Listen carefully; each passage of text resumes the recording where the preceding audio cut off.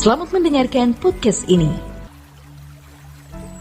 Bapak, Ibu, dan saudara-saudara yang terkasih di dalam Tuhan, kebenaran saat ini berjudul Tidak Bertepi.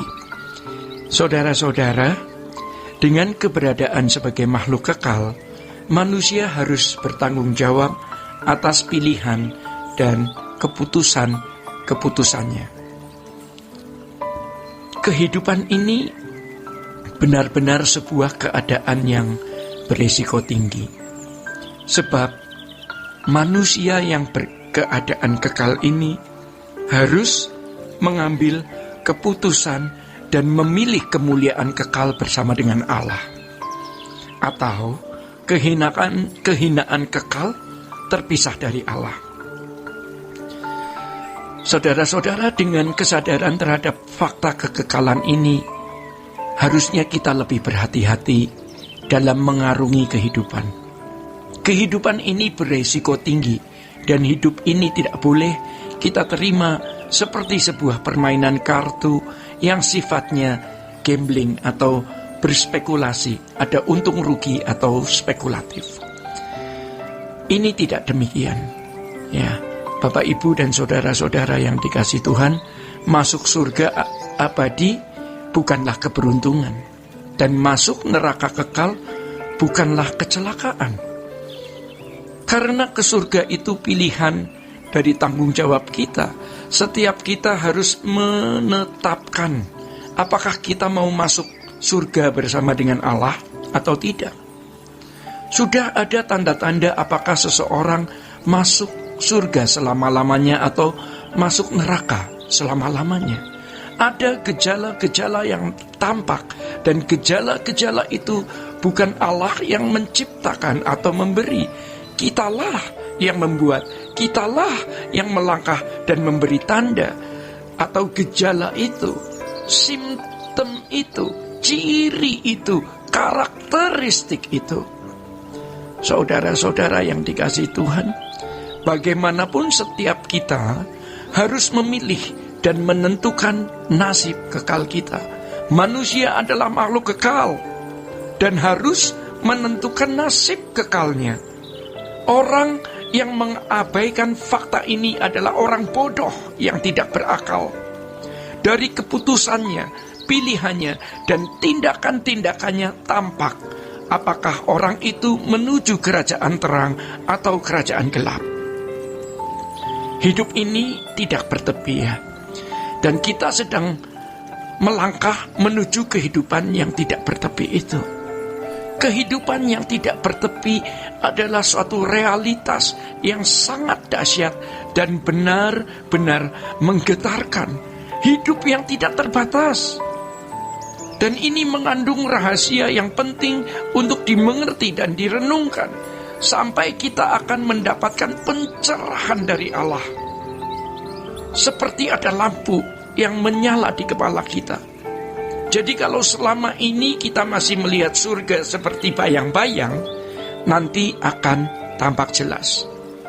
Berangkat dari pemahaman tentang hidup yang tidak bertepi ini, kita menjalani hidup untuk menuju tempat yang nyaman, yang tidak bertepi. Tempat yang tidak bertepi, tapi yang nyaman. Saudara-saudara, mau tidak mau, bersedia atau tidak, kita harus berada di salah satunya.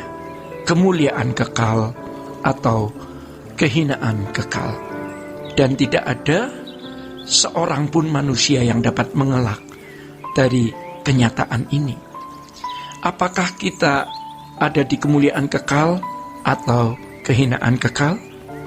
Kita semua sebagai makhluk kekal telah terperangkap oleh realitas ini, dan kita tidak dapat menghindarinya. Ini adalah sebuah resiko, ini konsekuensi sebagai makhluk kekal. Banyak orang yang hatinya tidak tergetar oleh realitas bahwa dirinya makhluk kekal. Hal itu disebabkan karena telah dihanyutkan oleh berbagai kesenangan dunia dengan segala kesibukannya. Dan kuasa gelap memang berusaha agar manusia tidak menyadari bahwa dirinya makhluk kekal.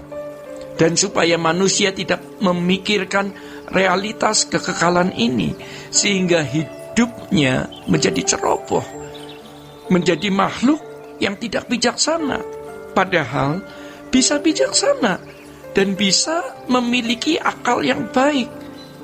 Saudara-saudara, suasana dunia hari ini adalah suasana kehidupan di mana pada umumnya hampir semua manusia tidak mempersoalkan bahwa dirinya adalah makhluk kekal, dan tentu saja tidak mempersoalkan kekekalan sama sekali. Coba di masyarakat, di tengah-tengah pergaulan, dalam percakapan-percakapan, apakah kekekalan disinggung-singgung? Sama sekali tidak. Maka dari itu, saudara-saudara, segala sesuatu yang dilakukan manusia terfokus kepada dirinya sendiri, terfokus pada kehidupan sekarang di bumi ini, seakan-akan tidak ada kehidupan di dunia lain, seakan-akan manusia tidak akan mati, seakan-akan tidak ada kehidupan di balik kematiannya.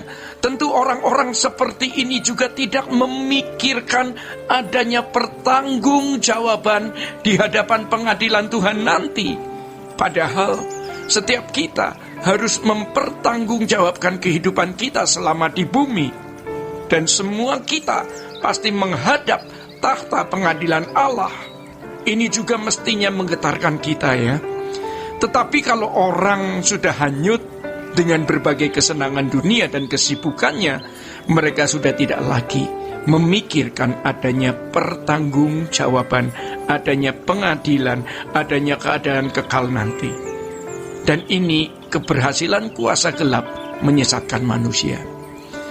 Saudara-saudara, dunia sekarang ini makin materialistis. Jadi nilai tertinggi kehidupan itu materi, uang, harta, dan nihilistis. Allah dianggap tidak ada atau tidak perlu ada. Seharusnya satu-satunya keinginan yang kita miliki adalah melakukan keinginan Allah saja, one and only, ya. Karena sebagai orang yang ditebus oleh darah Tuhan Yesus, yang menjadi milik Allah sepenuhnya, kita tidak berhak memiliki keinginan dari diri sendiri. Keinginan kita itu hanyalah melakukan keinginan Allah Bapa. Dan sejatinya itulah pelayanan yang sesungguhnya. Jadi jangan muluk-muluk jadi pendeta atau ketua sinode. Menyenangkan hati Tuhan itu cukup. Jika tidak demikian, lalu melakukan kegiatan gereja, ya, pasti orang itu menggunakan kegiatan gereja untuk memperoleh keuntungan pribadi. Hidup kita mestinya digerakkan oleh gairah hanya melakukan keinginan Allah Bapa. Dan ini adalah suatu kehormatan, ya, suatu kehormatan kalau sebagai makhluk ciptaan diperkenan melakukan keinginan penciptanya. Bapak, Ibu, dan saudara-saudara, demikian kebenaran saat ini.